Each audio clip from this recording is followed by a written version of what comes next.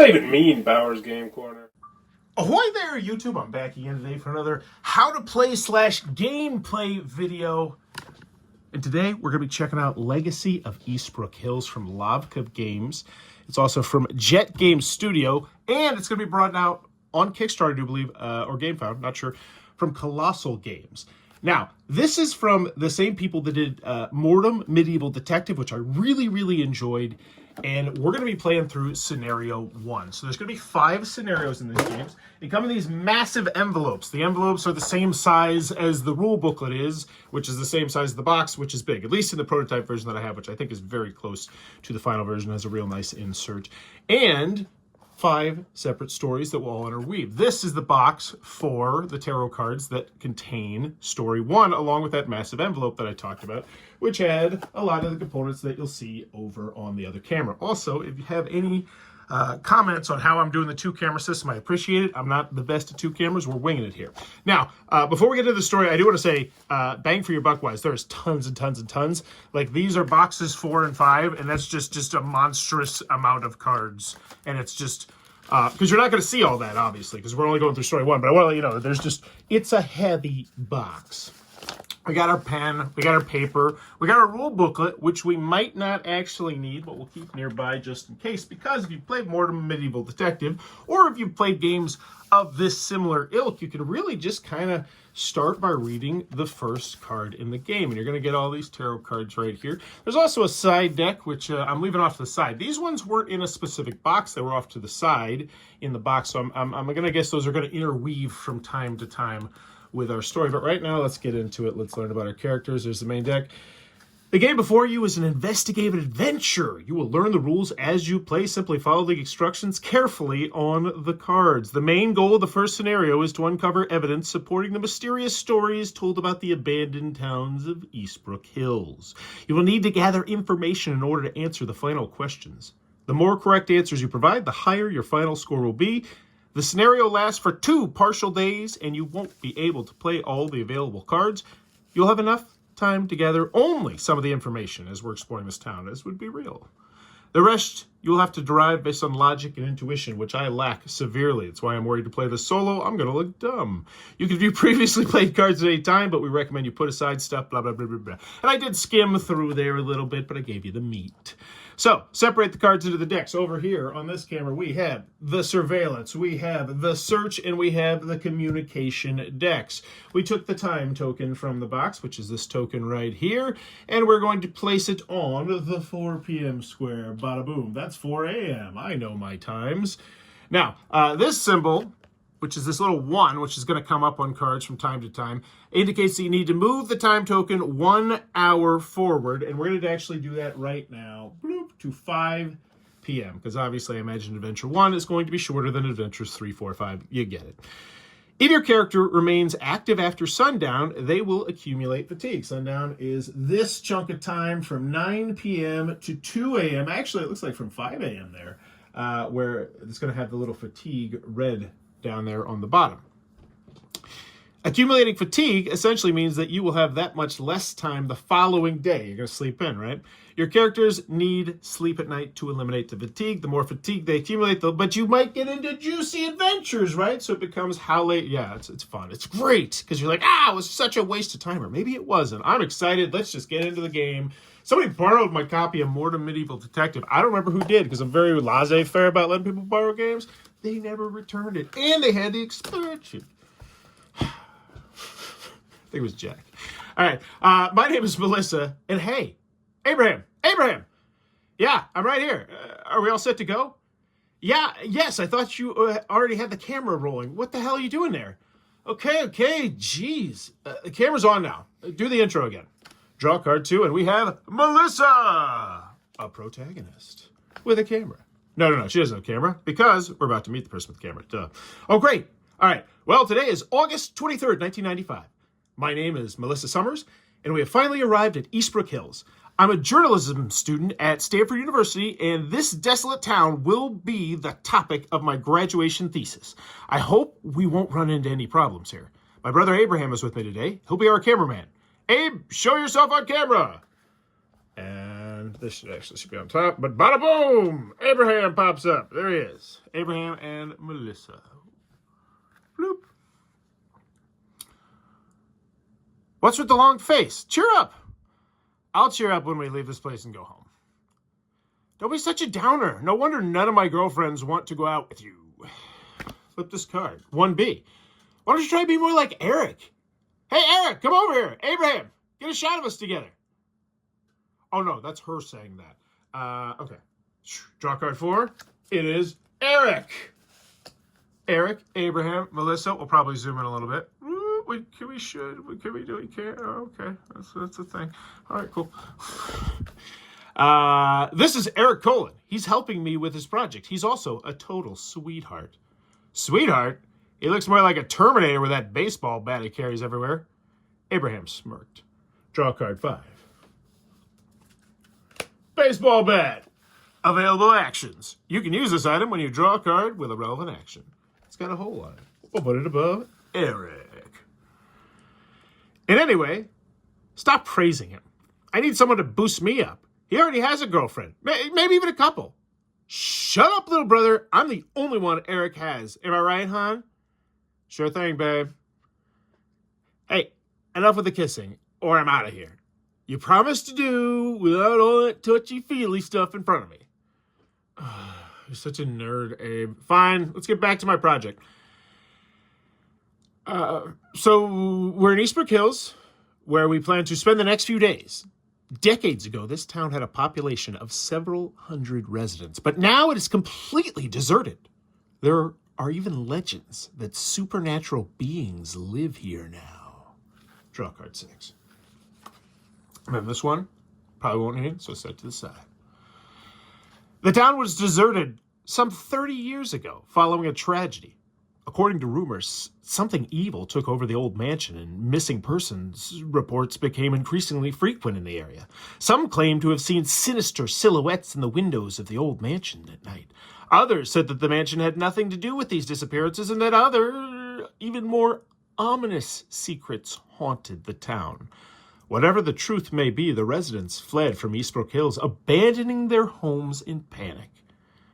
Sis, do you really believe all this nonsense? The mining company simply shut down the mine when the silver ran out, and then it went out of business, and once there were no jobs here, the locals left town.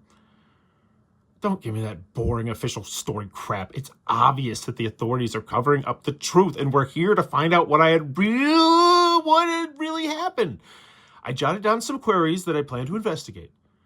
Melissa took out her notebook and flipped through the pages. Draw card 29 and examine it.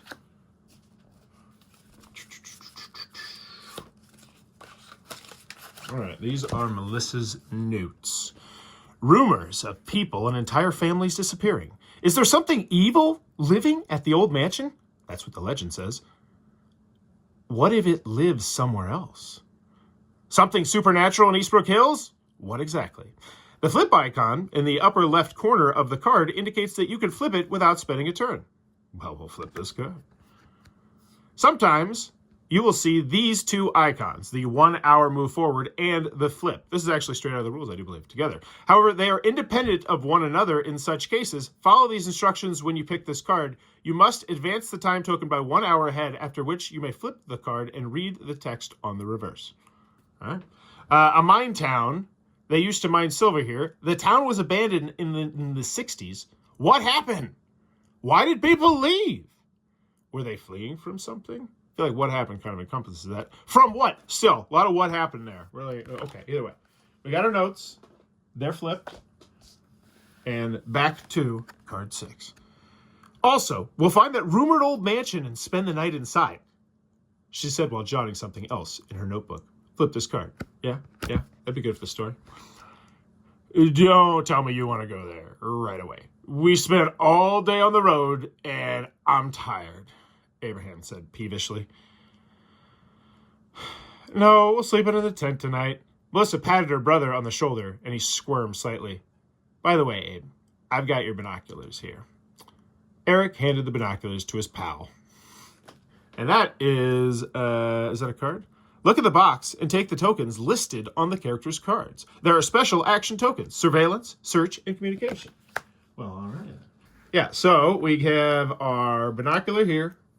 We have that there. And then I think, since this camera is more zoomed in, I think we might move stuff over there so we can see it just a little bit better.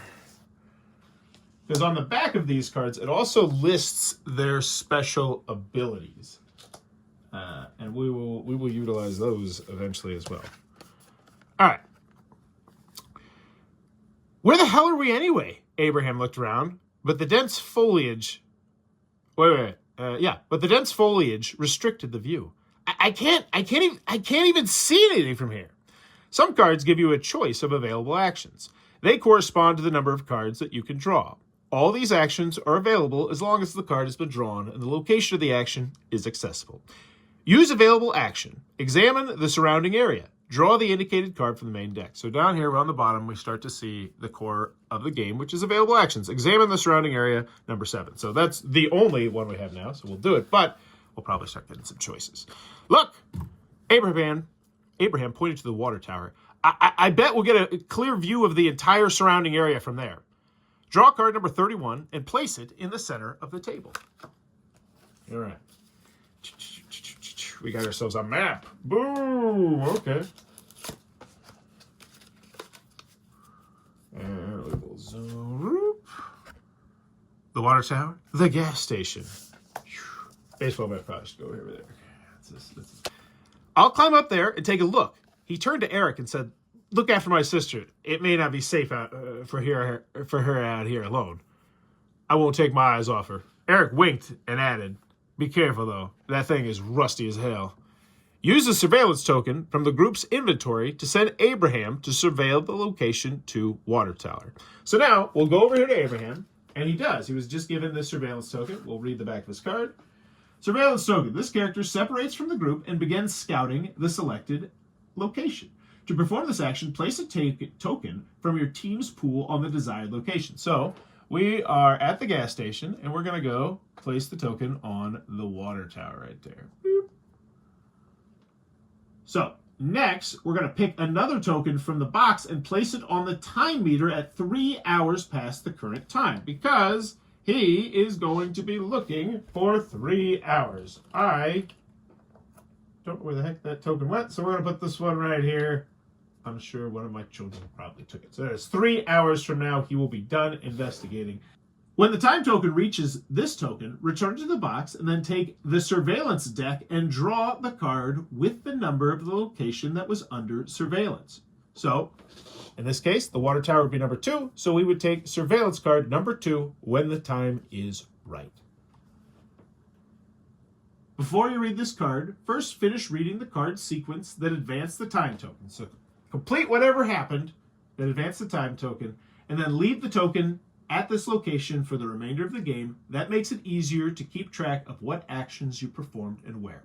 The surveillance token is renewed every morning, so it's best practice to use it daily. Yeah, use it or lose it. So we're going to be sending Abraham off on these adventures every single day to go off while Eric and Melissa can do their thing. So, moving on. Flip this card when you send Abraham on surveillance. We did. Bada boom. Abraham hung the binoculars around his neck and set off towards the water tower. Almost right away, he stumbled upon a rock lying in the tall grass and nearly fell, but immediately regained balance and kept walking. "Should we wait for him here?" the girl asked as she watched her brother walk away. "It'd be a waste of time," Eric noted. I think we should keep moving, and Abe will catch up later. After all, he's not a kid. He can find his way around. Whenever a character separates from the group, the two others must stick together. This means that you cannot perform surveillance and search at the same time. You can send Eric to search any location only after Abraham finishes surveillance. At the moment, only the actions listed at the bottom of the card are available. You can play any or all of these actions, but only one at a time. So, this is where we start getting the meat and potatoes of the game. Available actions. We can examine the gas station, examine the area around the water tower, or proceed into town. So here's the thing. If our primary goal now is to set up camp, I feel like heading to the area around the water tower is probably a good idea, because there's a very good chance that he'll be like, yeah, I can see a good spot for us to camp over there. Because that's our goal, right? It's not like to poke around. We're tired. We've travel day, focus, water tower, card 10. Let's go. The water tower. So, first things first, an hour of time is going to happen, and we will eventually flip this card. So, ding. Now, this is what it means. If that would have then got to 8 p.m., we would do whatever's on the water tower card before we would get to that. So the water tower stood on top of a small hill outside the town, separated from it by a bush-clad plain with some sun-dried patches of lawn here and there. We made our way through the thorny bushes, approached the rusty metal structure, and circled it. It's been quite a while since the tower was last used, and metal tank walls were cracked in places. There was some writing made in once white paint that was now faded and barely visible on the tank walls. However, we managed to discern the crooked words that were painted on it long ago. The second woe has passed. The third woe is coming soon. We walked around some more, but found nothing else that caught our eye. Second woe has passed. Third woe is coming soon. All right. So we spent an hour, wandered around the water tower, flipped the card over, and there's the water tower. That sucks. Okay. We didn't even help him? Like, what are we doing out here? Are we making out? Like, come on. Like, all right. So, waste of time. I guess we'll just proceed into town, right? Like, examine the gas station. That feels like the kind of thing we could totally do in the morning. But if we're going to do, because right now in my mind, it's either we're going to have time to do something big or something small. I'd rather do something big. I want to get a chunk in. We got a bat. I want to hit something. Proceed to town. Let's go find them. Let's go find a townie. All right. The city parking lot. Ding. Time advances to 7 p.m. We returned to our car and drove to an empty parking lot. From there, we could see the central part of town, uneven rows of shabby houses with boarded-up windows and a wooden Catholic church. We got out of the car and were about to move on when a crooked figure emerged from a nearby house. Melissa cried out in surprise, but quickly realized it was just a scraggy elderly man dressed in old baggy clothes. Limping, he approached us. "What brings you here?" he asked in a raspy voice. "We thought the town has been long abandoned," Melissa mumbled, perplexed. We just wanted to look around and weren't expecting to meet anyone here." The old man grinned, stuck out his head, and introduced himself as Joe. He said that although the town was thought to be abandoned, there were still a couple of dozen residents there, mostly elderly people, who decided to stay when everyone else was leaving. Draw card 32 and place it next to card 31, thus expanding the map of the region. Boy, howdy, that excites me. Love expanding maps. Unless we're driving. I guess that does suck. All right, so now we have the residences and the church. 2 additional locations that we're going to be able to explore in this town. And I wonder if those are going to just keep expanding through our adventures. Because I do believe the whole thing centers. Maybe we go to different... I don't know anything. We asked if any of the remaining townsfolk were willing to talk to us. A handful... Wait. Yes, okay. A handful, if any, Joe answered. "The locals don't take kindly to strangers and probably won't answer your questions. I don't like visitors spreading rumors about our town after they leave. We're all good Catholics here, and the church..." The old man abruptly fell silent and tilted his head slightly. A moment later, he excused himself, saying he had actually left his home to get some water from the well. "Joe, could you tell us where to find the old mansion?" Melissa asked as he started to walk away. "Peter, the groundskeeper." The old man turned to us and waved his hand towards the town. "He won't let you inside anyway."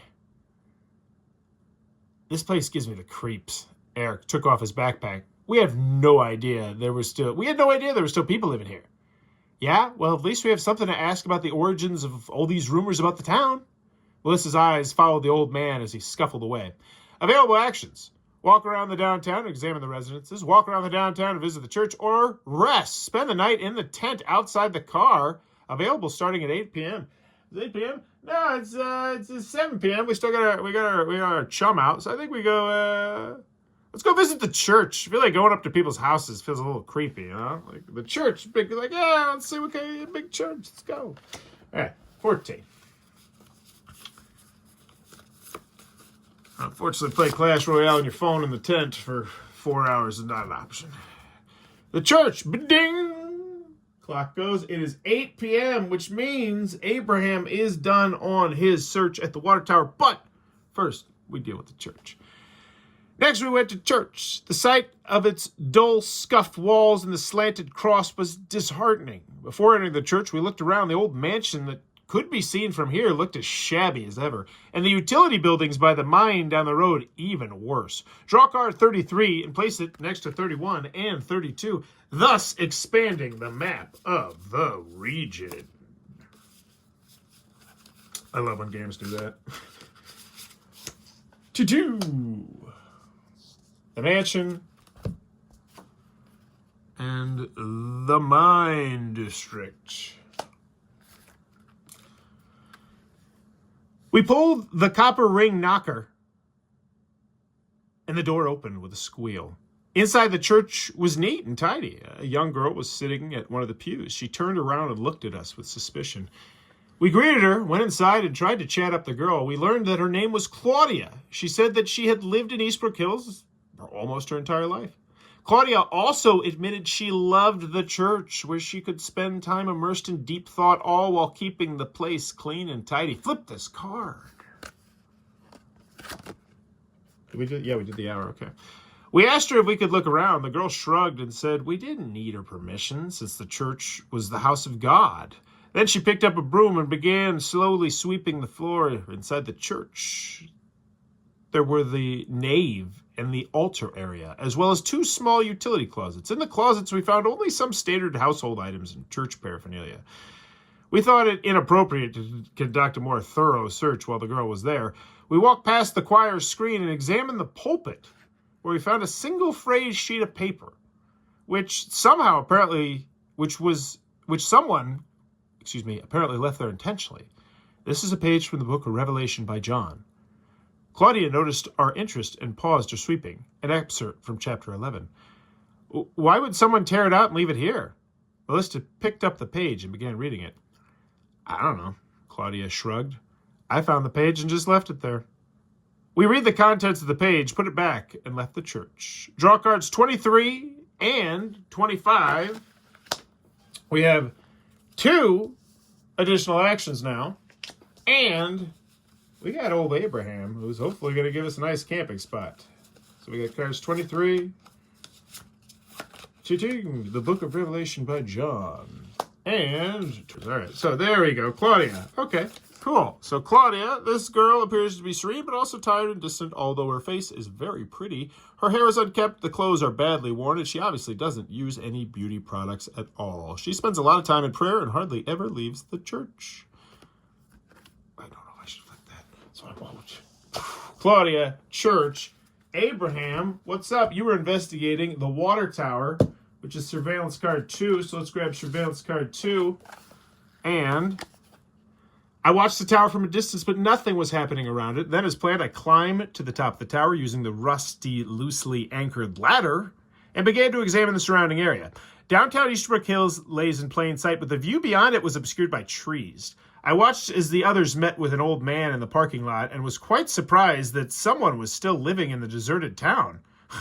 But soon, something else caught my... So that's cool. I imagine that, it alluded to what we did. It's neat when they do that sort of stuff. I watched as the others met with an old man in the parking lot, was quite surprised that someone was still living in the old deserted town. But soon, something else caught my eye. In the woods to the northwest from my location, I spotted several figures dressed in dark clothes. They quickly disappeared into the woods, and I lost sight of them. I stared at that direction for some time afterwards. Among the foliage, I noticed several large tombstones and crosses. Apparently, it was the old town cemetery, now overgrown with vegetation. Flip card 31, so that 31B is revealed. And we have an additional location we didn't know about, the cemetery. That's cool. Draw card 43. Don't mind if I do. Yeah, I'm in. I'm having fun. I can't wait to play through this. I hope the story's not too gruesome that I can play with my kids. On the back of this card, there's a conversation topic. You can discuss it with any character currently available for communication. Interesting. Is that right? Draw card 43. Please note, you will no longer see notifications that special actions are available. Please use them on your own accord. So we can visit the cemetery. Use the back of this card. This conversation you can discuss with any character currently available for communication. Can I just talk to Melissa? Just talk to Melissa? What is this? Conversation topic, the dark figures. Oh, no. Okay, so this is somebody I got to talk to town. Got it. Don't do that. So, the world's eye. So, yeah, where were we? Jiminy Christmas. That is coming at you fast and furious. So we have the option. So first things first. It's 8 o'clock. We really should be getting to bed. All right, we got a big day tomorrow. We haven't even set up tent, really. Can we sleep? Spend the night in the tent outside the car. Yeah, start at 8 p.m. I think we do it. I think we call it an early night. We got a big day tomorrow. We just got to talk. Just don't forget it's travel day, people. Don't stress yourself on travel days. Let's get card 15. Card 15, which is, here we go, 15. The evening twilight set on Eastbrook Hills, and it was time for us to start thinking where to spend the night. We were exhausted after the long journey getting there. We set up the tent. But he could do his action. Oh my gosh, what's its action? Holy Toledo. We should look at that.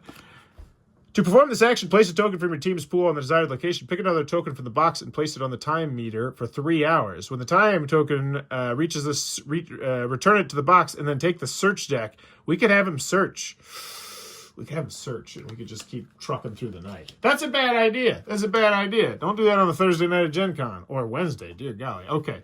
No. And plus, we're already here.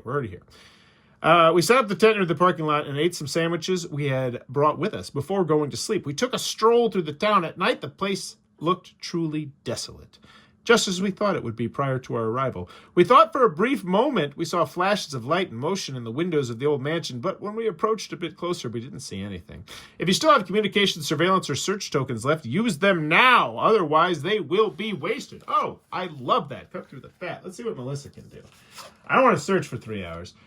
Communication token allows you to discuss specific topics with characters in the game. To perform this action, players must have a communication token available as well with at least one card with a character available for communication. That's what those lines. So we could talk to Claudia about the mysterious figures because the numbers are going to light up. There's a cool number system. Very neat. But not today. We don't have anyone to talk to. So, no. We'll just give him back his token. Boop. Oh, no. We'll leave it that there, and we'll give him a new one, so that way we remember that we already investigated that, even though I don't think we'd forget. But with a bunch of stuff, you might. And plus, this does have jump in and jump out capability, which a lot of games don't.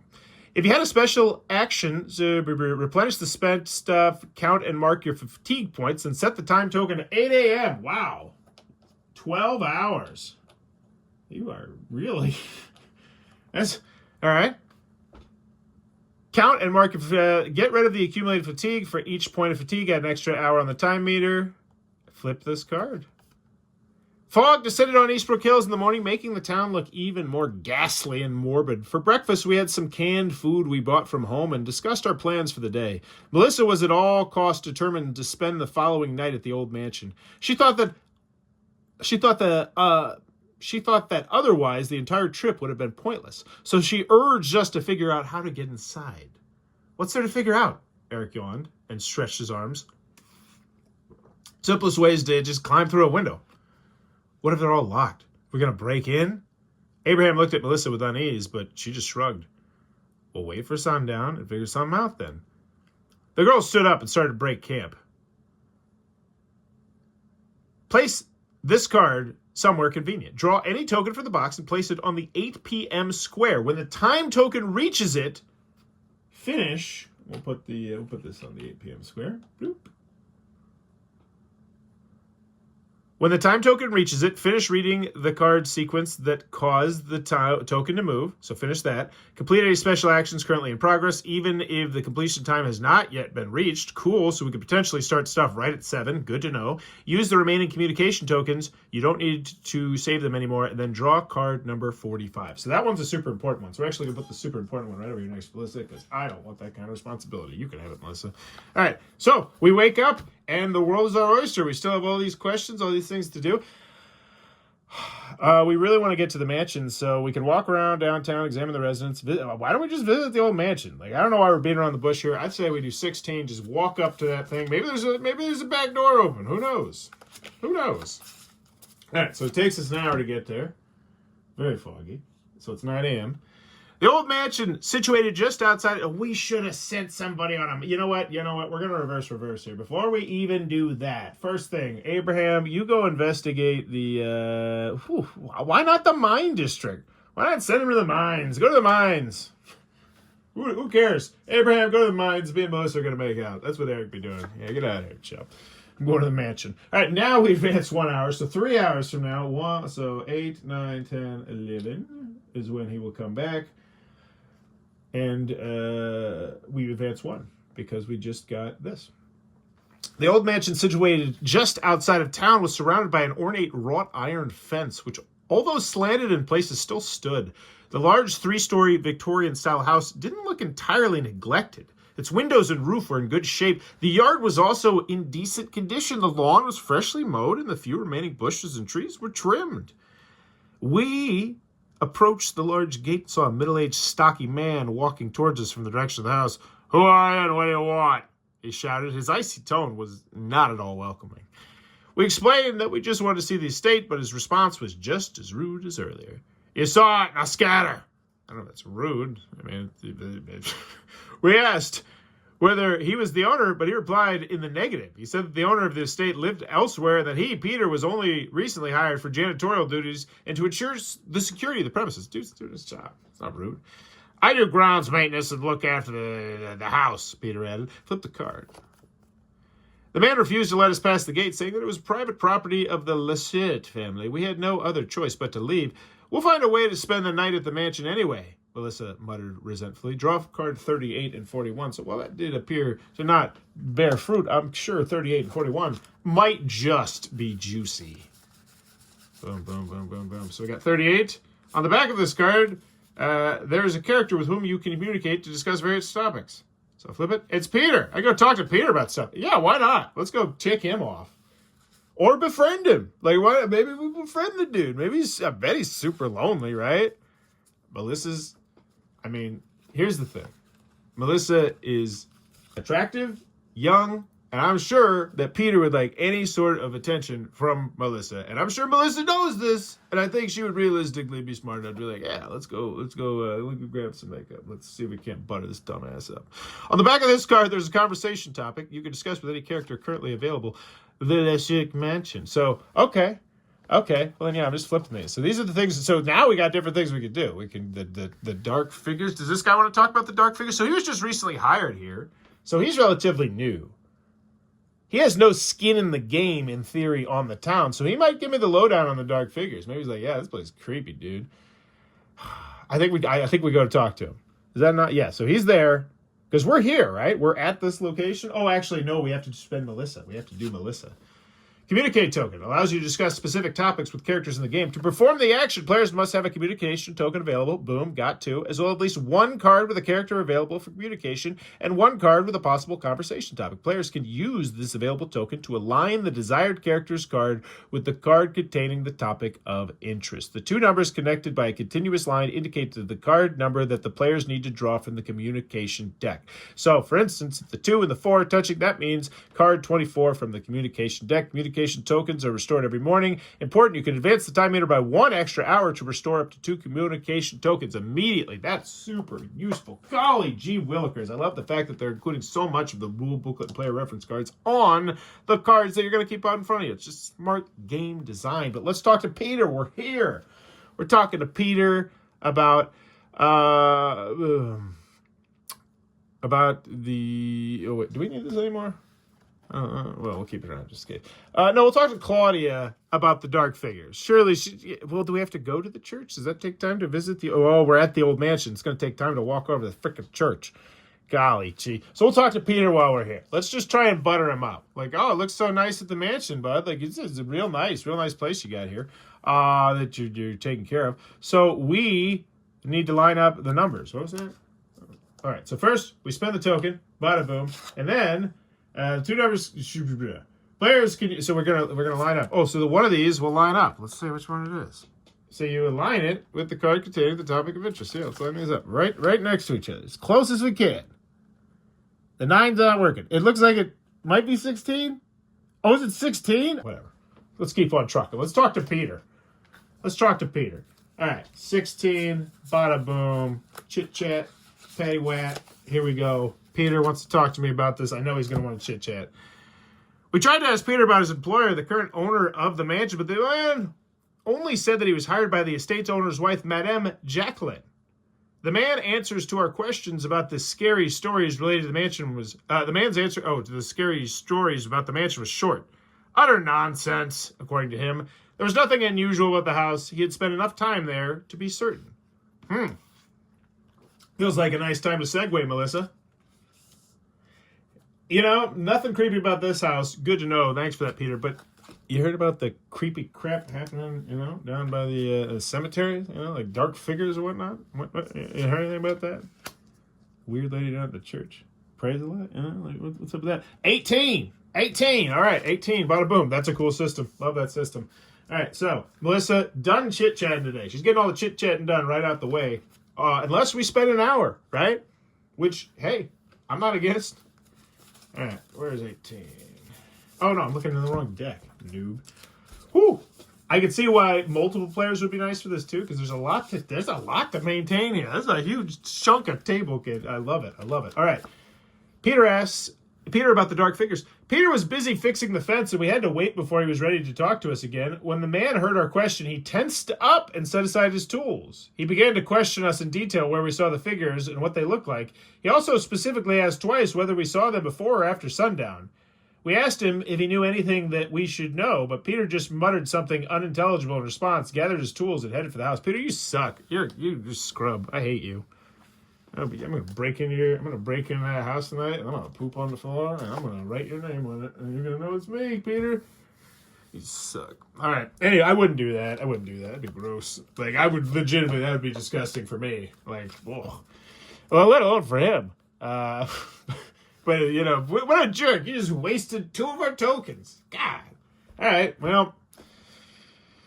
I guess so. He's visiting the mine. I guess we should let's walk around, and just talk to some randoms. Let's see if we can finally talk to somebody who's not gonna just be a total like. Why can't we find Terry there? Which is totally out of order, by the way. Well, yeah, why don't we get Terry? All right, we're gonna go. Yep, we're gonna walk around town, which inevitably. Yep, there's an hour. Ding. Shoo. The town of Eastbrook Hills looked abandoned, but it was not entirely true. Several homes were still should I have lost an hour there? I'm not sure, because we were by the car. I would have to visit the old mansion, right? Which would be 16, which would be an hour.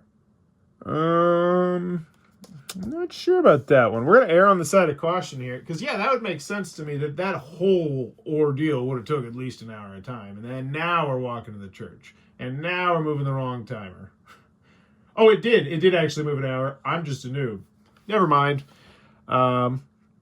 So, the town of Eastbrook Hills looks abandoned, but it was not entirely true. Several homes were still inhabited, although they didn't look much different from the surrounding houses that had been abandoned. We tried to chat up some of the locals, but they flat out refused to talk, just like Joe said they would. Some of the elderly people simply sneered at us disdainfully and drew their curtains shut. We walked around the downtown area. The street was dusty and full of cracks. To the east, we could see a grand old mansion. A bit further to the south was an old mine district with a bunch of rickety shacks and utility buildings. We're going to draw card number 33. 33 and place it next to, we're expanding. Wait, we already drew card 30. I'm a noob. What? We already have card 33. It places next to card 31 and 32. What am I doing here? So this is the old mansion. Examine the empty residence. So this is, what?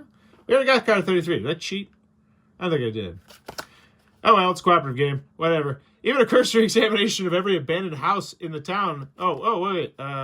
Examine the empty residences. So, available actions. Yeah, I think we examined the empty residence. We're here, right? This is the whole point, trying to talk. At least we're going to check out. Maybe we can find some lore. Maybe we can find some pictures. Who knows? Even a cursory. So that takes an hour, though. Golly gee. Of course it takes an hour. Why wouldn't it take an hour? Because, of course, we're examining empty houses. And now, bada boom, Abraham's come back from the mines. Love it. So we are going to get, surveillance card number 6 once we get done examining the residences. Man, it's just exciting after exciting thing in this game. Even a cursory examination of every abandoned house in the town would take a long time, so we only went into several of them. We climbed through the broken windows, taking care to avoid protruding nails and shards of glass. It looks like the tenants took pretty much everything when they left. Melissa peeked into the time-worn wardrobe that the former owners had left behind. One of its doors looked like it was about to fall off, and it was the only item of furniture in the otherwise empty room. They took everything they could with them, even the furniture. There was nothing special about these houses, except maybe that there were usually many religious items.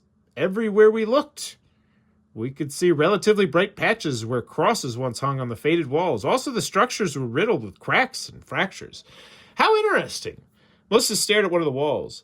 This says 11 verse 13, and I can't make out the rest of the writing. It looks like a prayer, maybe?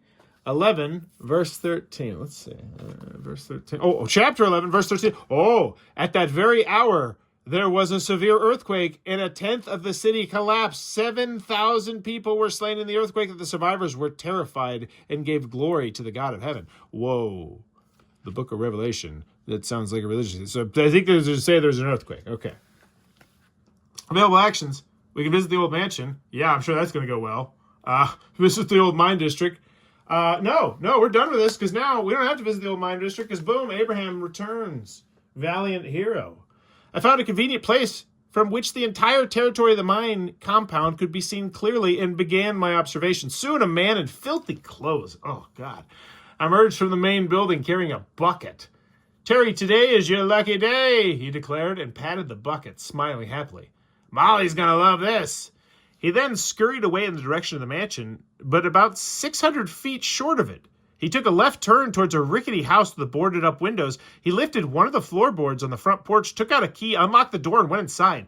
After about half an hour, Terry came out again, hid the key under the floorboard, and strolled towards the mine.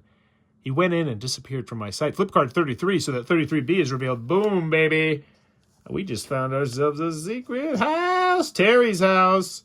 Who's ready for some burglary? We're visiting Terry's house. You better believe that. Good job. But first, we should see if we should send Eric to go hit some with a bat. Let's figure out how that works. Search token.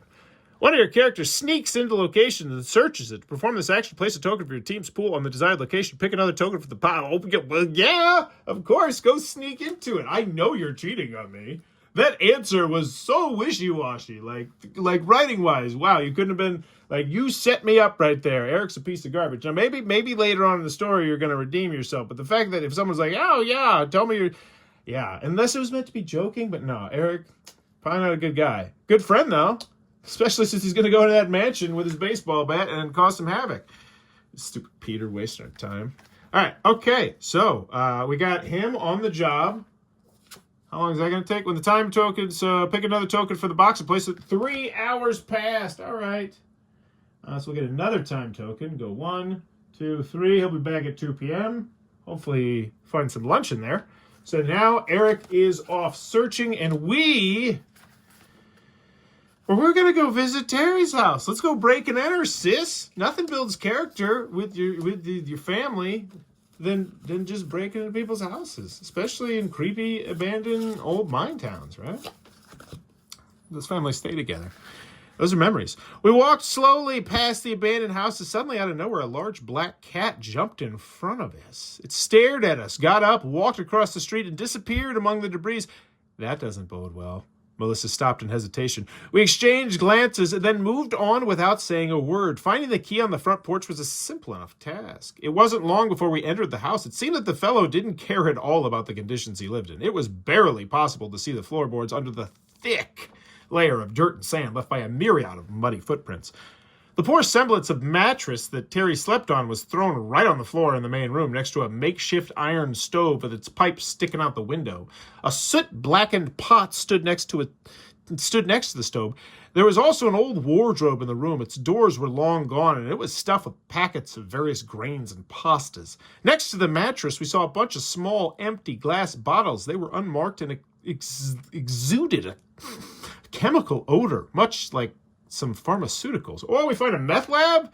Important. If you have card number, I'm from Indiana, so yeah, that is not shocking to me. If you have card number 24, the key, didn't I, I didn't get the key. Didn't I just get the key from underneath it? Okay, maybe I dropped it. I don't know. I probably put it back, right? That would make sense. Put it back. If you card number 24, key, or there's a search token at location 9, Terry's house, do not flip this card. Otherwise, flip this card over. We didn't grab the key? Man. Like, that's a logic. Like, I know there's a certain suspension of disbelief you're asking me to do there. Be like, yeah, I didn't, sorry, I don't have a key. I don't know. Because we didn't tell us to pick up the key, right? Like, we went to Terry's house, card 20, didn't get the key, put it back. Now we don't have the key. Yeah, okay. What else? It's just hour, ding. And now it is 12 p.m. Lunchtime. The house is full of handmade crucifixes and talismans. Strange-looking dream catchers made of thread and small bones hung from the ceiling. We found a piece of metal ore in the wooden bucket by the door. Maybe it's a different key. Closer inspection revealed that it was a silver nugget. I bet it is a different key. We spent a while there searching every nook and cranny, but found nothing else of interest. We took another look at the wardrobe with provisions. Behind the packets of food, we discovered a bronze key. The elements of its intricately shaped head intertwined, forming the words Leclerc. It's clearly from the mansion. Melissa smiled and slipped the key in her pocket without hesitation. This will surely come in handy when we try and sneak in the mansion to spend the night there. Hey, Eric. What's up? Draw card number 24. I wish there was a way that we could come help Eric break in now. Be like, hey, Eric, we can help. So card number 24. Well, best laid plans. On the back of this card is an item you can use to get in the mansion. It is the key, the Leclerc key. Very nice. Throw that somewhere over there. All right. Take the search token from the box and put it on location number 9. We have searched location number 9. Terry's house. This action cannot be repeated here. And, oh, that's an extra hour. Oh, no, we already did the hour. We already did the hour because that's right. I made the lunchtime comment. All right. So, we still have 2 hours to go. I say we just hit up, like, why not just go to the house? Or, we should be respectful. And so the options are the mine district. The whole mansion's the whole point. But we know what's going to happen. We've already drawn card 16, so we can't even take that action again. The gas station? I don't care. Cemetery? Yeah. I feel like that would be a logical one. Like, all right, we're going to go bum around. Or, we could get, what? I feel like we go to the church and we talk to Claudia. Yeah. I don't want to go to the cemetery until I know a little bit more about those dark figures. Because, hey, maybe you die in this game. Maybe it's like, oh, yeah, you get shot in the face by the dark figures. Because, yeah, what are you doing wandering around the cemetery at like 9 p.m., dummy? Be out of town. Probably not a good place to go. Especially when they're making meth and crucifixes. All right. Anywho, we're going to head to the cemetery. No, we're going to head to the, where is it? The church. Walk around downtown. Visit the church. Card 14, which I believe is probably going to take us an hour. Yeah. Wait, we can't do that. We can't talk to Claudia? How does that work? Because we can't. I feel like we totally go talk. So we're going to go there. I feel like we totally. That just doesn't make sense if we can't walk there and talk to Claudia. We're going to go walk there. We're going to talk to Claudia. But we can't talk to Claudia. We got to waste an hour. I would assume that we would take an hour to walk to the church, which would make sense. And then I would also assume that we would use Melissa's action, which is to spend an hour to get 2 communication tokens, because, that's the whole point. And boom, we got ourselves 2 communication tokens. And we burned some time, and Eric is back. Yeah, I'm very interested to see how it went, because it went poorly. I don't know how well the news of the key is going to go, but let's get into this. All right, so he went, and Eric did this action, which is search. He searched he searched the mansion, which is 5. All right. Oh, and he has a baseball bat too. I forgot about that. You can use this action when you draw a card with a relevant action. Oh, so there will be times that I can use the baseball bat. Sweet. Hopefully it's in 5. I bet it might be. Am I about to hit Peter with a bat? Let's find out. I spent a long time trying to think of a way to get inside the mansion, but the groundskeeper was around all the time, making it an impossible task. I only managed to take a look at the area directly surrounding the mansion. It was obvious the house had been abandoned for decades, and that only recently someone started to fix it up, bringing it back into some semblance of order. I tried to peek through the windows, but it turned out the curtains were drawn shut on all of them. You know what I'd like to do right now, Eric? I would like to see the percentage on your phone. What battery percentage is on your phone? Because it looks to me like you just twiddled your thumbs for 3 hours, probably on Tinder. This is before I Frank. We get any townies that are maybe I'm going to talk to some townies. Okay, Eric wasted our time. Thanks for that, Eric. Well, we got a key. I didn't even want, like, now I don't want to talk to Claudia. Like, that was such a gut punch. I was worried about Eric being mad at us, and now I'm like, oh, you didn't even try? You have a bat. What's the point of you having the bat? You got a leather jacket, which, you're not going to get scraped. All right, let's talk to Claudia.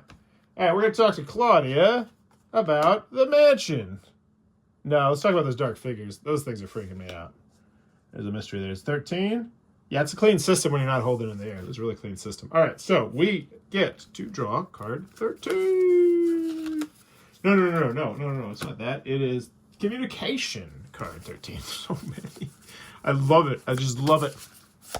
All right. Claudia, about the dark figures. When we mentioned that we saw some dark silhouettes at the cemetery, the girl became noticeably agitated and started nervously rubbing the corner of her blouse. Trying to keep her voice calm, she asked when this happened. We answered, and she stated in the same deliberately calm voice that we had most likely just imagined it, or that it was probably some just locals, visiting the graves. Claudia repeated several times that there was no way anyone could be in that cemetery except the dead. She took out a brush, excused herself, and started brushing the dust off the pews. Yes, there's no way the living could possibly get in there without some sort of means of transportation, such as feet. Like, what? Okay, Claudia, is there a bat action on Claudia? Can we threaten? Like, are we going Chronicles of Crime here? Can I start threatening people? Okay, so do we want to, fine. Here's the thing. Realistically, Claudia knows that we know she's full of garbage right now. So Claudia, probably not a terrible human being, will at least probably want to give us some tea on the mansion when we ask, because she's got no skin in the game on the mansion in theory, right? I don't think the whole town's attached to the stupid mansion. Or maybe it is. Maybe it is. It's like some religious garbage. Let's find out. 11. Claudia, talk to me about the mansion, all right? Don't tell me I wasted an hour sitting outside the church, pretending to pray so that we could have this little chit-chat powwow. Where is card 11? Wait, what? It said draw card 11, correct? What am I missing there? The mansion. Oh, no. Oh, I'm looking at... damn it. I keep looking at the wrong deck. I'm looking at communication card 11. Okay. That is such a clean system, but yeah, I keep...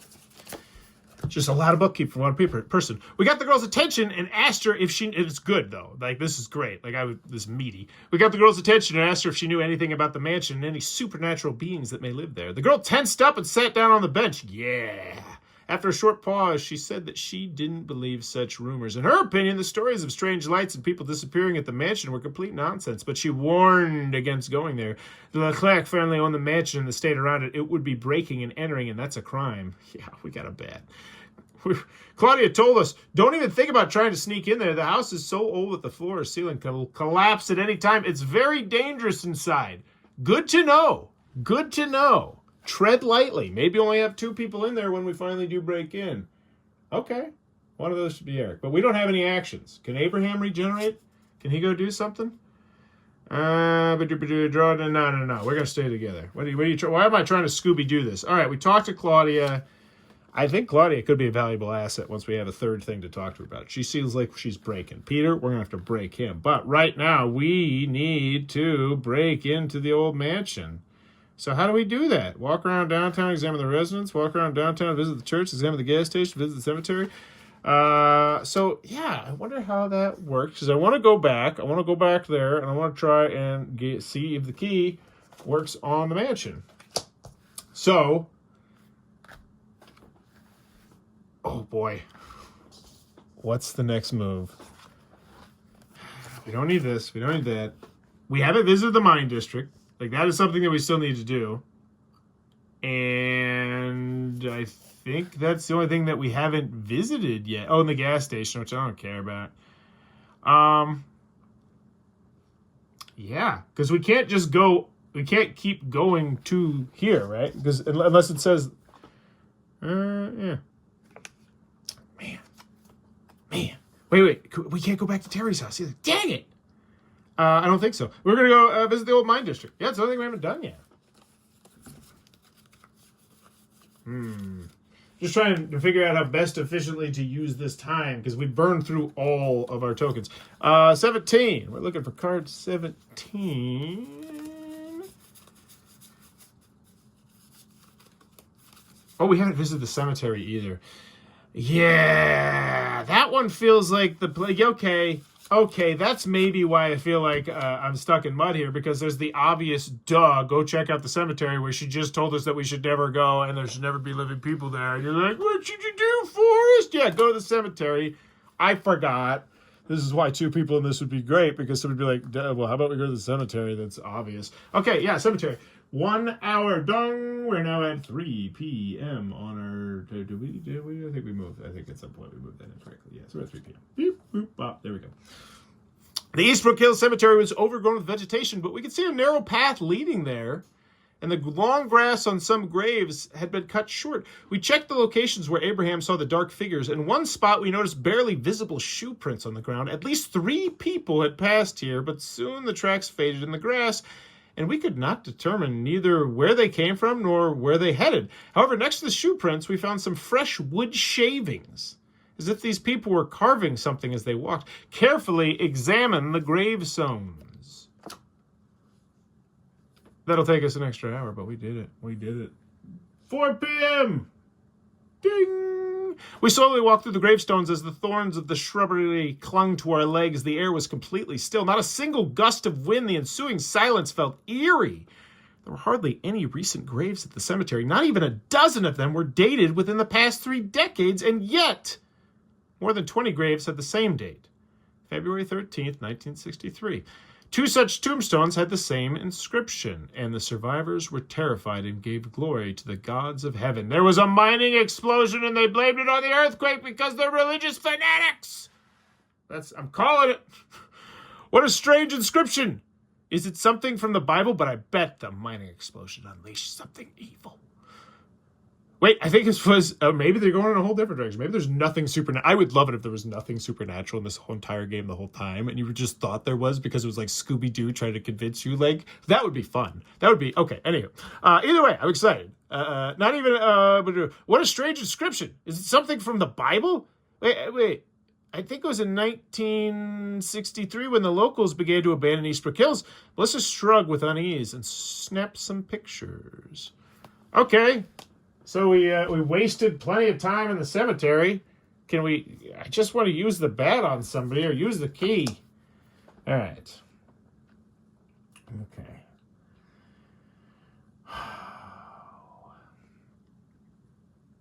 I think the mine district, right?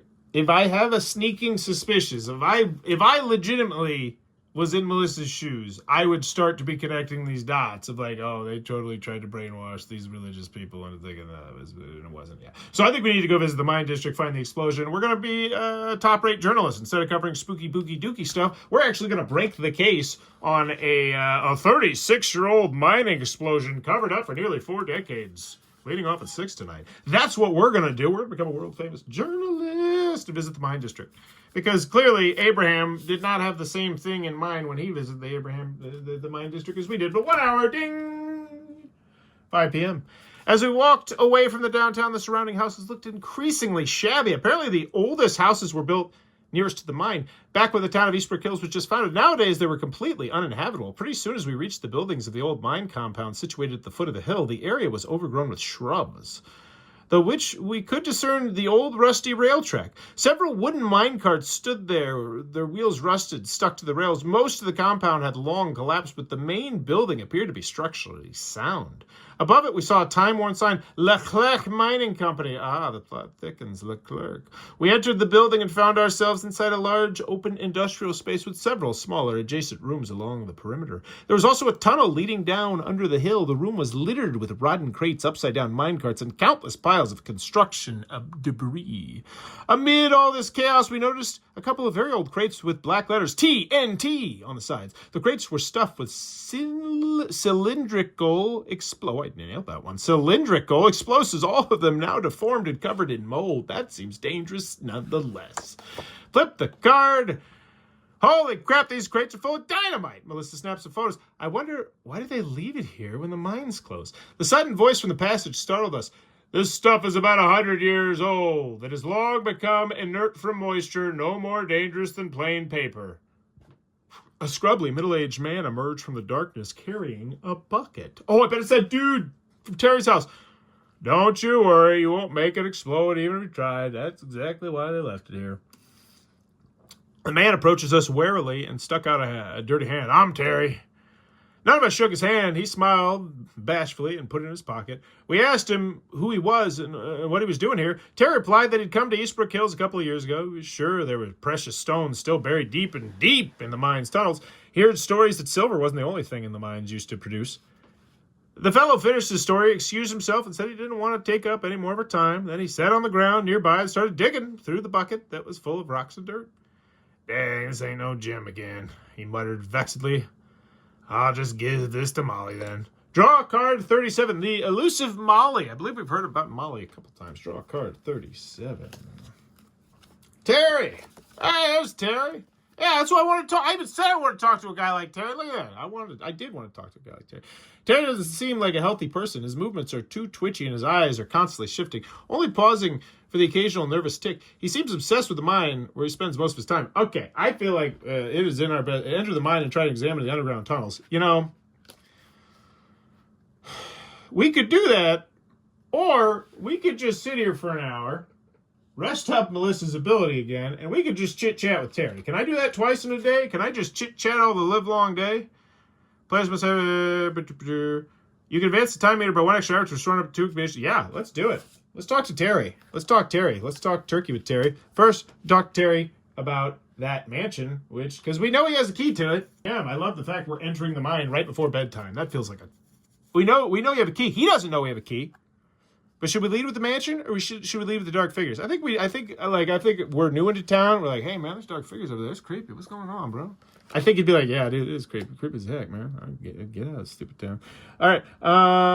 What do we got? We got nothing. I got nothing here. What do we get in here? 8. Man, I love that system. 8. Communication. 8. Let's go. And that's one of our tokens. Oh, we already spent it. When Terry heard that we saw some dark figures at the cemetery, he tried to calm us down, explaining that there was nothing sinister about these figures and we shouldn't fear them. They're just corpse eaters feeding on dead meat. They couldn't care less for living people. Terry waved off the thought. I saw them myself just the other day. I got scared at first.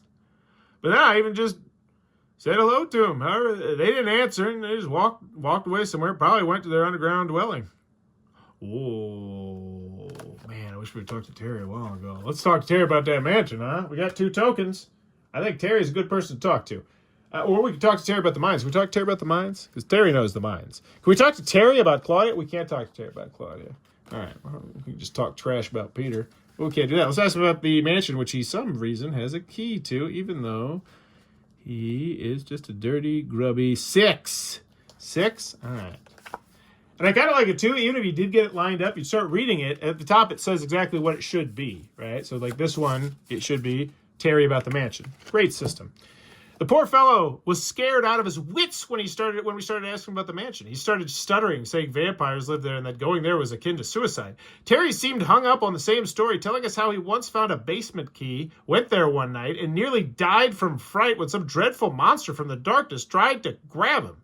As if in a trance, the fellow kept repeating the story of that night, how he went to his house, took out a key hidden on the porch, found the basement key hidden in the old wardrobe, went to the mansion, encountered a dark creature, then ran like hell to save his life. He probably would have gone rambling about it longer had we not interrupted him. After that, Terry stopped repeating the story and appeared to be absent, completely lost in his thoughts. Flip card 33, so that 33B is revealed. Oh, we already got that. Okay. Whew. That was a lot. I guess, what do we have to do? We have the gas station. I feel like we're at the cemetery. We already visited the cemetery. It's just we come at it from a whole different perspective now, like the order at which I would have done stuff. Man. So I guess the play is the gas station, right? Like that. I feel I'm like, what location have we not visited yet? And I think it's the gas station. I got a bad feeling about the gas station. It's down. The door was covered with old flaking paint. It swung open with a nasty creak when we found ourselves in the semi-darkness of the retail area. What's that? Alyssa looked around. There were some elaborate makeshift contraptions hanging from the ceiling. Their intricate thread patterns featured feathers and small bones. There's some gruesome-looking dream catchers. Okay. We moved on, examining the place carefully. Scattered pieces of plaster that had fallen from the ceilings and bits of broken tile crumbled beneath our feet. Apparently, before the owners abandoned the business, they took everything that had held any value, much like a lot of the other houses. Now the place was absolutely empty. There was nothing but bare shelves covered with dust and scattered bit of rubbish and cigarette butts on the floor. The small, dark storage room behind the sales counter was also empty. We took another look at the dream catchers suspended from the ceiling, noted they appeared to have been hung here well after the place had been abandoned. In fact, one of them looked almost brand new, whittled. The dust we raised made our noses itch, and since there was nothing else of interest, we walked out with a sense of relief. 9p. Gas station. So it was a waste of time. But it didn't cost us any time, literally, which is nice. So, I can't help but feel like I don't know what to do right now. I feel like I'm doing something incorrectly. Because I don't think I can, because I visited Terry's house, even though I got another card that lets me visit Terry's house. Does that mean I can take the action twice? But why would I want to take the action twice? Because I already took it. I already know what to Terry's. But now I have the key. Wait, if you have the key, it's a different action, wasn't it? Yeah, it was Terry's house. You have to go back to Terry's house. If you have the card, key, or if there's a search token, do not flip this card. Oh. It's just, I'm not sure. Am I just calling it for the day? We visited the old mansion. We visited the mine district. We walked around downtown, examined the residents. We visited the church. We talked. We visited Terry's house. Like, we had such a busy, productive day. Oh, God. Once again, it goes back to, hey, dum-dum Forrest, maybe you should do the most obvious thing ever. You're at the mine. Why don't you go investigate the mine? Because you were talking about how you believe that there was an explosion. You were going to come with a world-famous journalist, and then you're like, hey, let's go down to the gas station and get ourselves some snacks. Okay, why don't we go back to the frickin' mine and enter it? Because clearly the game is, I feel like I'm on training wheels. Like this, I'm just...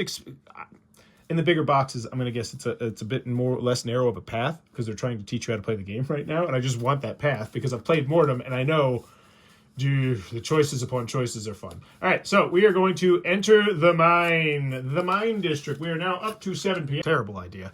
We took out our flashlights and headed towards the tunnel leading underground. It was a mine shaft extending deep beneath the hill. The first 100 feet or so were like a walk in the park, but as we went further, the floor became very uneven. Sometimes we had to climb over the piles of rock that had fallen from the walls and ceiling. The air was getting increasingly rank and stale. The entrance to the first edit we came upon was completely blocked by large boulders. The second one, about 50 feet further, was also blocked off. Soon we entered a small chamber with 3 tunnels branching off in different directions. We already walked about 300 feet and were now pretty deep below the surface. Only the small flashlights pierced the pitch black around us. We pointed the light beams onto the branching tunnels. One had completely collapsed. The other 2 were passable, but they looked like they could also collapse at any time. Their ceilings were full of cracks and loose rocks. I'm not going in there. Melissa flat out refused. It can all come down on top of us at the slightest touch. Maybe we should ask Terry about it. We went a little deeper into one of the tunnels, but then decided... Oh yeah, flip the card. But then decided to return to the surface. In our group, only Eric was in good enough physical condition for such exertions.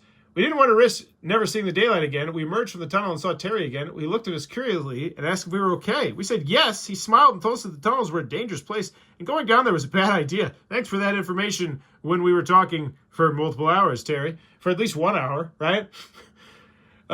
We said, but we should have asked. I mean, it's on Melissa, too. It's pretty poor journalism. We smiled and told us about the tunnels were a dangerous place.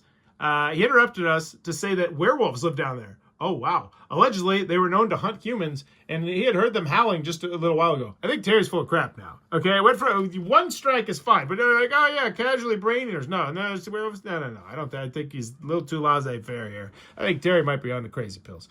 He's the meth. He's doing the meth. He's on meth. Werewolves. I bet he's in that gang. I bet he's in that gang that's like going around, making wind chimes and stuff. But Liz asked skeptically, yes, Everyone knows that years ago some kind of monsters killed dozens of mine workers here. Their souls weren't put to rest properly, and now the spirits roam the tunnels in search of fresh blood. Yeah, this is all a hoot and a hollering fanatic. You know what? It feels like it's going to be a swerve. It feels like, of course, they're setting it up to be fake, but then it's actually real. I wonder if that's going to be the case. I wonder if it's going to be a whole different thing. I'm excited to see. I only enter the mines because I have special talismans to protect me. He pulled back his shirt collar and showed us an amulet made of bones hanging on his neck. I make them myself. Oh, you live in the gas station, don't you, Terry? Terry picked up his bucket and went down the same tunnel we had just came from, muttering something nonsensical to himself. This whole town's full of freaking crazy pills. I don't know what else to do. We visited the cemetery. We did that. Examine the gas station. Oh, wait. Where's that first card we had so long ago that said when we get to a certain thing, we do something? Oh, man. Oh, boy, howdy. It was important, so I set it over here. Because that's what I do. I like to set things important for places where I won't remember where I set them. Place this card somewhere convenient. Draw any token from the box and place it on the 8 p.m. square when the time reaches it. So I'm going to say that we're just going to, because I don't know what else we could do with our hour of time. I feel like we have tapped.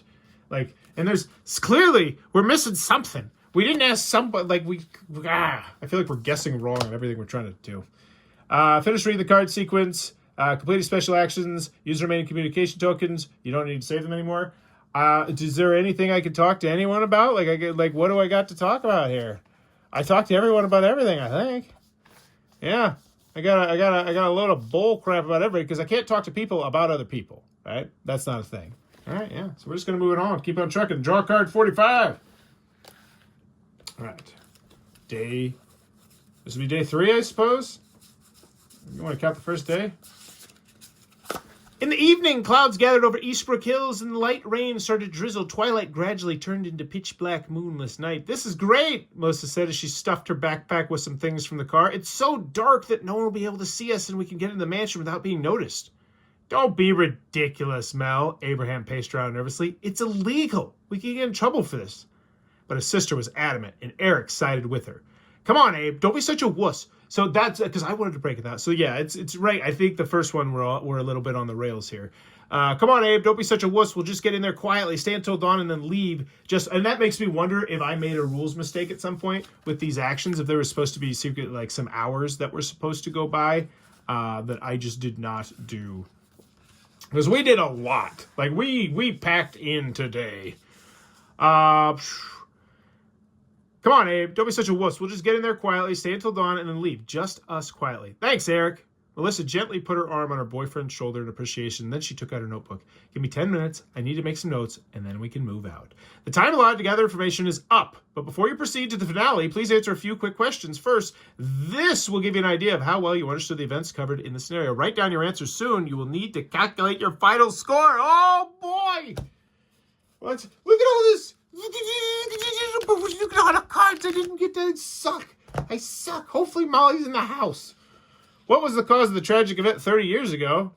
It was attacked by vampires, attacked by an unknown creature, a tunnel collapse of the mine. It was a tunnel collapse. I'm gonna go with my smarts here and just say they were full of crud. They're all full of crud. This game's going to do a whole swerve job. There's going to be no supernatural at all, and I would love that. I would be so for that. Who are the dark figures?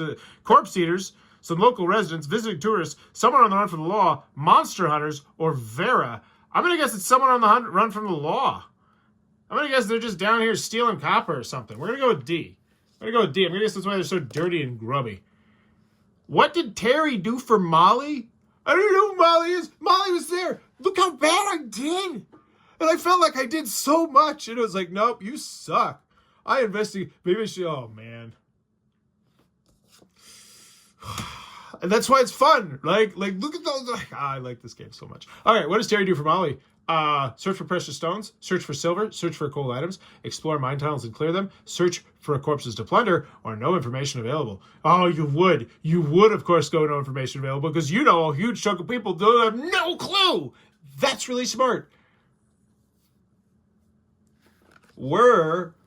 I'm just going to logically explore, search for corpses to plunder. That's what I think they're doing. I think they're going down there and they're getting all their valuables because the miners were making the most money in town and they had a bunch of fancy watches. Maybe not exactly that, but yes. Draw card 46. Let's see how he did. CDE. Oh, boy. Oh, there's more questions. Good, good, good. More time to redeem myself. What does Molly do for Terry? Oh, boy, I really wish I would have met Molly. Provide protection against supernatural forces. Provide valuable information about the subject of a search. Supplies drugs. There you go. I don't need to see the other ones. Nothing. She just blackmails him. She pays him for his services. No information. Where's Vera's husband? Better question. Who is Vera? And how am I so bad at this game? At the gas station, at the mansion, at the cemetery, at the church, at the mine. None of the above. None of the above, because Vera doesn't exist. You're just trying to trick me. What happened to the local priest? Oh, there's a priest? I guess I don't know much about churches. It's just Claudia. Claudia probably killed him. She's part of the gang. Oh my God, is the whole town run by a gang? That's awesome. That's a cool idea. That's what it is. I'm guessing that's what it is. He's gone missing. He moved elsewhere. He died. He's on the run. I bet he's on the run. I bet we're going to meet him later and he's going to tell us more about what happened. Flip this card. Oh, there's more questions that I looked dumb for. Oh, I even warned you at the beginning how bad I was going to be at this game. What secret is the church caretaker Claudia hiding? Oh my gosh. She's on the run from the law. Yeah. Someone is holding her against her will. She was made to look like a little bit of a sympathetic character there, which would be a trope that I think they might try and do. She's hiding something of value. She's searching for something. Oh. That's why she never leaves. I'm just guessing. Let's not take too long on educated guesses. You can choose multiple answers. Thanks. Thank you so much. What started the spooky rumors about the mansion? A crime that was committed there, the owner's reclusive lifestyle, something in the ancient history of the mansion, the owner's line of business, some chilling sounds, the animosity of the town's residents towards the Leclerc family. F. There we go. They hate him. On the next card, we'll see a table before proceeding to the story's finale. Check your answers against the table and add up the points to find out your final score. And I am not going to find out the finale. I'm just not going to do it because I'm going to turn back and I'm going to play this. No, that would feel cheap because you want to, no, I can't do that to you. Can't do that to you. We're going to find it out because you want to know. I want to know. All right. Check your answers against the table below and add up the points you received. Oh, that's such a neat little system there. 1, 2, 3, 4, 5. So, check the answers against the table below. So, what? Am I looking at this right? Okay. So 1 should have been C, right? So this would be 1, right? Did I get that right? And 2 should have been D. Oh, that's how many points you get. Oh, so you get 1 point. And then I get nothing. 3. Yeah. What was that one? For 4? I crushed 4. Supplies, drugs, nailed it. I've been been around a lot of drug dealers. I get it. F, nothing on F. 6, this is a clean system. 6 is I had E, and E is 3 points. Yeah. What happened to the local priest? He's on the run, and I bet we're gonna find him. So I got 3, 6, 7 points. 7. What's in 7? What happened in 7? 7 is what secret is the church caretaker Claudia hiding? No information available. Ooh, keeping her mysterious. Like it. 8, F. Everybody hates the clerks. Nope. It's a -1. I don't even want to see what the 2 correct answers are. You can look, though. You can look, because you're not about to play with my kids. But I'm going to play this with my kids, and you can see exactly why people hate the clerks, but I will not. Add 2 points for each card with the keyword reunion and the crucifix, if you drew them while playing. I don't think we got those. Take up your score and receive the corresponding bonus for the next scenario based on your success rate. Less than 13 points. So we did. We had less than 13 points, right? Yeah, we did. So we sucked. Eastbrook Hills is still a mystery to you. If you wish to retry the scenario, do not proceed to the finale. Not bad, although some of the town's secrets still remain uncovered. Good job. You learned something else. To proceed to the finale, flip this. We're going to proceed to the finale, but only in spirit. I'm going to show you what that looks like. But I'm not actually going to do it because I'm going to turn around and play this with my kids because it's not too gruesome just yet. I think they'll totally be into this. They'll totally want to explore this. And it's going to be a whole heck of a lot of fun to let them steer the conversation. See how they do it. Because I don't think they're going to think drugs. Well, I would hope not. I would sincerely hope not. Melissa put the notebook aside, threw the backpack on her shoulders, and we set out towards the mansion. I have a bad feeling about this. Abraham acted edgy. How do we even get into this damn house? Really? Where were you? We got a key to the basement, Eric. We looked around. Peter the gardener was nowhere to be seen. Did we get any bonus points for the key? Right? Like, because we got the key, right? That's a big thing. No. No bonus points? All right. Man, we suck. We looked around. Peter the gardener was nowhere to be seen, and it seemed safe to approach the mansion. We climbed over the fence and hid in the bushes. The only actions available are you now contained in the... Yeah, we're doing it. We're going. Also, there's no going back at this point. Once you choose one of the available actions, remove the current card from the game. It then becomes no longer available. Whoa. Legacy-esque. More like campaign-esque with choices that matter. Break a window and enter the mansion. Pry the front door open. You need the card, the crowbar. Enter the mansion through the basement. You need the card, the key to perform this action. We got the key! We went to Terry's. We took it because we investigated the mine. Yes! We did do a good choice. Molly, don't know about you. Wait, we could have went back to the church? Oh, we could have explored the church? Yeah, because I imagine you could have went to the church and got more information about it instead of, instead of spending all day at the mansion.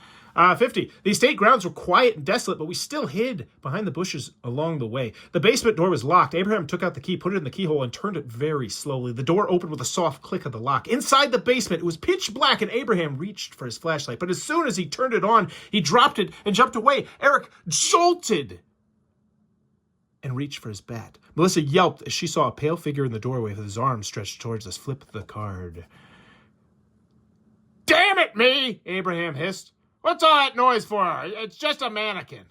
Oh, screw you, brother. She was panting and holding her heart, but smiling. You damn near pooped yourself just now. We picked up the flashlight, entered the basement, and looked around. The place looked like a hospital that had been abandoned a long time ago. It was full of obscure equipment and anatomically correct models of organs cast in plaster. The shelves were stocked with dusty jars, bottles, and scary-looking instruments. Holy crap, Eric whispered. The beam of his flashlight caught a rusty hospital gurney with a skeleton. Whoa! Melissa examined the yellowed bones. Looks like the real thing. How about we get out of here, huh? Abraham gave the others an imploring look. We just got here. Eric moved to the door. It opened to reveal a long corridor, 3 side doors, and a turn at the end. We moved on around the turn. We found another locked door. Suddenly, we were startled by a squeaking sound from the direction we just came from. Draw card 53. We finally hit Peter? This bat, it's a smoking gun. I want it to be not a smoking gun, but a wavy bat. We froze and turned around. One of the doors opened with a squeal. What the? Abraham was in the rear when we walked, so now he stood closest to the door. He began backing away as a hulking man dressed in red and white slowly emerged from the darkness and stood in the beam of flashlight.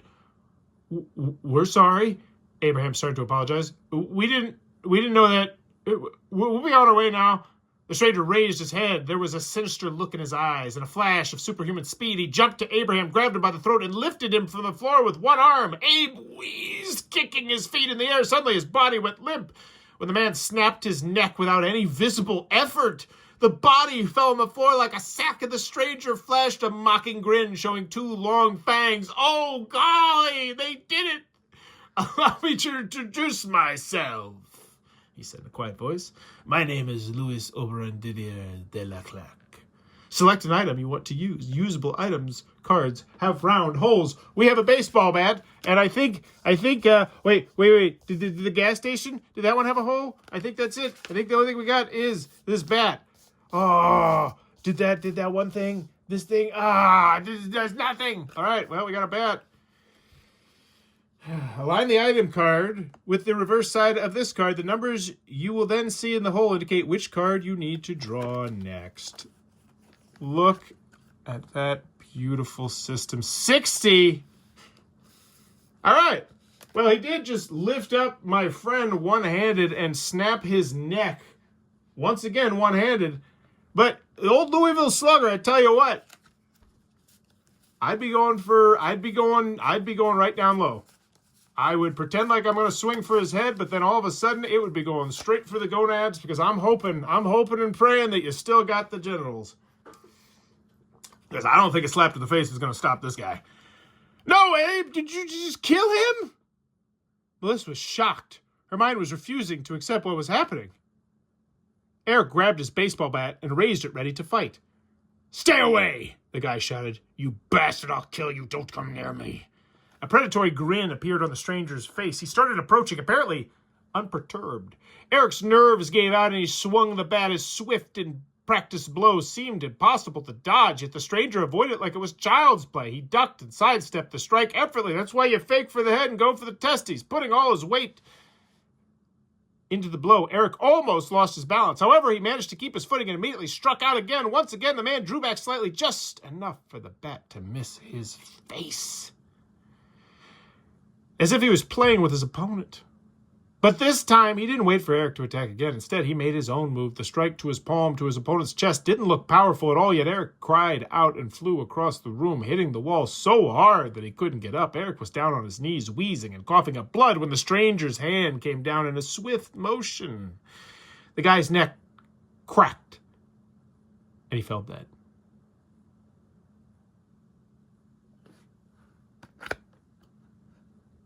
Now, I'm going to take my time with you. It's weird they said the guy when it's Eric. Because I was like, wait, did this guy just... No, they're talking about Eric is the guy. So that's a little weird, really. Eric. Because I was like, huh? How do I read this? Now I'm going to take my time with you. The monster licked his lips and moved towards Melissa. Suddenly, a clicking sound was heard. His shoulder twitched and his face screwed up in pain. He turned around and hissed with a scowl. 3 men in dark clothes ran into the corridor. One of them was reloading his crossbow, while the others rushed forward, armed with wooden stakes. They're the good guys! The horrified girl watched as the monsters lunged at one of the attackers, lifting him and literally snapping his back. The other man thrust a stake in the monster's back, but that didn't have the desired effect. The stranger pulled out the sharp wooden stake, hissed, and struck his opponent, who then grabbed his neck and sunk to the floor, making bubbling noises. The killer started walking to the surviving man and failed to see Melissa, who suddenly grabbed the aspen stake lying on the floor and launched forward to attack. The monster was just about to dispatch his next victim when when Melissa jumped on his back and drove the stake in with a wild scream. Her screams drowned in the booming roar of the wounded beast. The next moment, Melissa received a monstrous blow and blacked out.